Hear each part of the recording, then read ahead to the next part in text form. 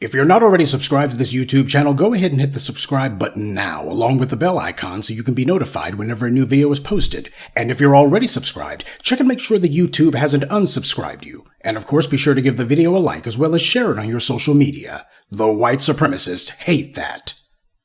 And now, the Sunday address. Don't know if you've heard, but Tyler Perry has put out a movie. It's not news because he owns his own studio and basically a TV network too, and it's got Taraji P. Henson starring in it. So I guess the two must have buried the hatchet after the whole Color Purple fiasco. And the log line for this Netflix movie is, she's having the ultimate bad day.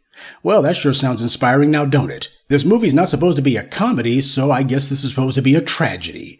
This is not a movie review, I don't do those, but it is asking black people to think, because that's what I do. You can be disgusted with Tyler Perry, Lord knows I am, but the one thing nobody can be is surprised with him, and yet there are some people who are sounding like they are. He's doing what he's always done. Trafficking in black stereotypes is a very lucrative and profitable business, and this guy has been one of the leaders in this dubious industry. And since there's absolutely nothing new about this, why are there some black people, mostly black women, who are angry at Tyler Perry for this latest movie, Straw? It's a big hit on Netflix. It debuted with a Rotten Tomatoes score of 73 from viewer reviews, so it's doing very well for him business-wise, and it's reaching the audience that it's supposed to reach. There was this online campaign prior to the movie's debut where there were some black women who I guess are tired of his constant portrayal of black women as being victims and not much else. Well, that's been his brand for decades now. The problem is Tyler Perry's become a billionaire precisely because of how he makes buffoons of black people. None of the people complaining about him today were saying a word when he was running around in a dress. A ridiculous-looking black man in a dress is always a crowd pleaser with the white media. Nobody had a problem with that. And it's been black women who have fueled his media, or is it Medea empire? Now, this is something that needs to be addressed because we can't talk about Tyler Perry as a case study in black people spending their money incorrectly without addressing some of the specifics, so I hope nobody has a knee-jerk reaction. It's been by and large black women who have made this movie a hit. Sure, there's been a loud vocal minority against it, but that's all they are, a minority. Most black women are still fine with Tyler Perry's portrayal of him, at least his core audience, that is. You can be mad all you want, but keep in mind, this is an example of black people subsidizing their own oppression. And notice how Taraji Henson doesn't seem to be holding a grudge from how Tyler Perry didn't stick up for her when she got underpaid for The Color Purple and she was crying and talking about quitting acting altogether. I'm using this as a case study in how as black people, when you practice inappropriate behavior, as Dr. Claude Anderson put it, this is what you get. When you make excuses for putting money into the pockets of the Oprah Winfreys and the Lee Daniels and the Issa Raes and the Tyler Perrys and the Agent DuVernays, this is what you get. Ordinarily, I would ask, how can you watch this crap and like it? But a better question would be, how can you watch this crap and like yourself? The people who love Tyler Perry's fare, these are individuals with deep-seated issues of self-loathing. And while you can complain about it, Tyler Perry is the beneficiary of an audience that wants to see dysfunctional behavior validated. It's sad, but it's also true. That's what drives the people who gobble up Tyler Perry's media manure like so many hogs at the slop trough. Clearly, there's no accounting for taste, and if you like the crap that comes from Tyler Perry or Oprah or Issa Rae, then you've acquired a taste for degeneracy. You have an appetite for garbage. And unfortunately, looking at how well the movie's doing for Netflix, these bottom feeders are not some fringe, passionate, ravenous minority. As a people, we've taken upon ourselves a number of bad habits and flaws that we simply cannot afford to hold on to, and yet a lot of us seem hell-bound and determined to do exactly that. There's a lot of work that has to be done to eliminate these cancers from the black body politic. We have to get back to acquiring a taste for intelligent media, not just things that show us in a positive light, though that's certainly the first step, but media that honors us and makes us think. Too many of us believe the movies that we watch and the TV shows we consume are an opportunity to turn our brains off and nothing more. And it seems for a lot of us, our brains never turn back on again, and they never will as long as you continue to fill your mind with this. Now, I'm sure that I'll see the usual endless list of comments from people who swear that they never watched Tyler Perry's mind rot, but let's be honest, with an audience as large as the one he has, that can't be true, not for everyone. Even here, I'm sure that there's more than a few who watch his content and consider it to be self-affirming or engrossing, or at the very least, a guilty pleasure. They know it's wrong, but they just want to keep watching. I'm not looking for anybody to give a confession. I'm just saying don't lie about it.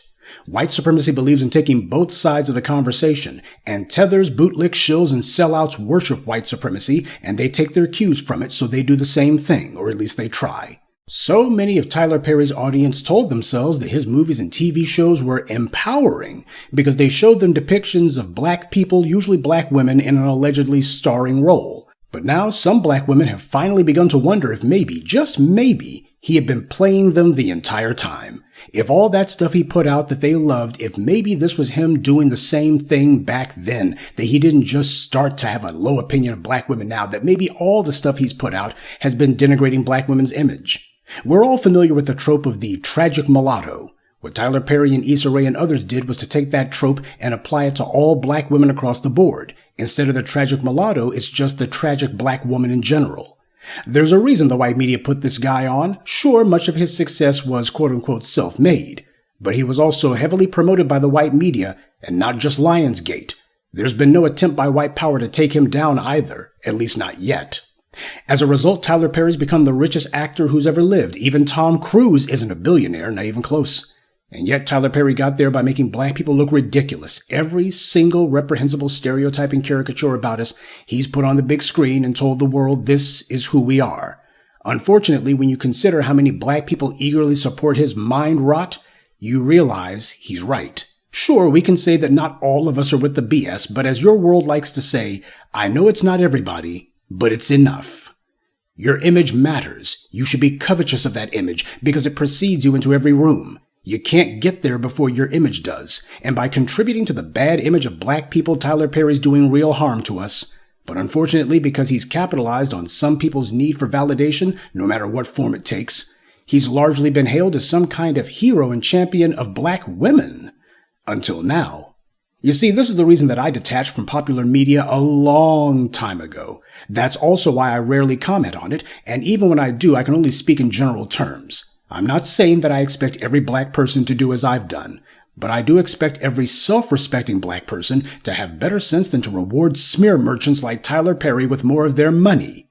Now, why harp on this? Why make this the subject of this evening's address? It's because everything that I've said about Tyler Perry you could say about a heck of a lot of people who black people make the mistake of spending their money and time on. Because as black people, we are forever spending our money with people who denigrate us, who attack us, who would never do business with us if we found the cure for cancer, AIDS, and athlete's foot.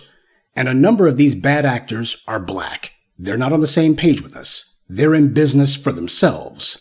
So why are so many of us so silly as to go to so-called restaurants that even a dog wouldn't vomit at, or go to so-called convenience stores run by people who try to make things as inconvenient as possible for us, and to watch content by and pay money to so-called movies and TV shows run by people who clearly have nothing but naked contempt for us? Whenever you decide that you're going to give your time, your energy, and your money to something, you're empowering it. And if a lot of black people decide that they're going to put power into the hands of people who are against us, before you know it, you've made them stronger than you are. We know the Tyler Perrys of this world are off code. Hell, let's stop lying. The Tyler Perrys of this world were never on code to begin with. But we are supposed to know better.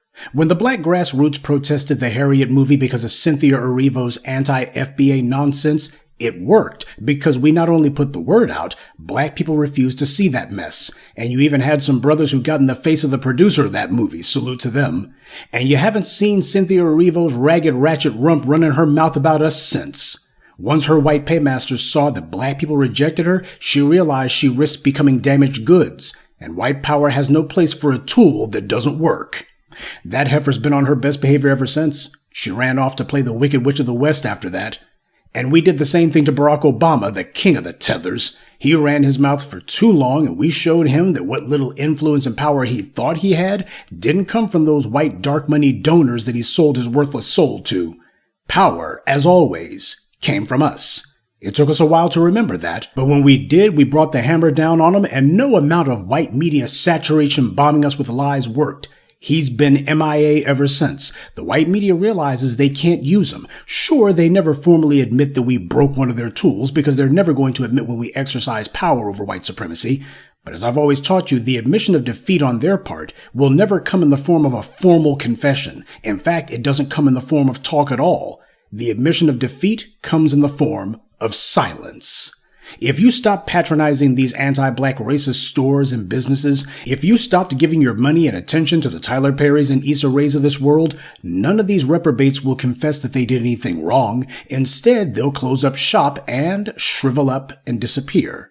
The confirmation that you're right isn't going to come in the form of a confession. It will be when you hear silence because they don't exist anymore. If we could crush the most powerful tether in the world, Barack Obama, merely withdrawing our support from him, how much more devastating do you think we can be to all of these other forces of anti-black racism who largely depend on us for their sustenance? Because it's not just Tyler Perry, it's also all of these anti-black businesses out here. True, we do push back, but we don't do it consistently enough, and not enough of us are doing it. So until that changes, people like Tyler Perry will feel that they can roll the dice and take a chance on seeing if slapping black people in the face will pay off yet again. Sadly, there's just enough dumb Negroes out there who are willing to play along for these anti-black racists to continue doing what they've been doing. White power's evil genius was finding ways to monetize itself, to make it where those it oppresses become collaborators in their own oppression. It becomes a self-reinforcing mechanism. You wind up fueling the very machine that holds you in bondage. If they see that they can make money off of you when they insult you, then they're going to keep on doing it. So, for those of you black people, men and women alike, who are down in the dumps at Tyler Perry once again making bank off making black women look terrible, don't worry. You will get another shot to prove him wrong, coming to a theater or streaming service near you. Black people have to get serious and consistent with our economic behavior. If what Tyler Perry is doing truly offends you, then the fastest and best way to punish him is by practicing economic discipline. That way, no matter what he thinks, this will be the last straw. Good evening, and be one. I'd like to take a moment to mention some of our contributors: Jason Frazier, Dean Ballantyne, Benson Menento, Isaac Phillips, and William Ross. Salute to them and thank you to everyone for listening, liking, and sharing this message. Black empowerment only exists because of you.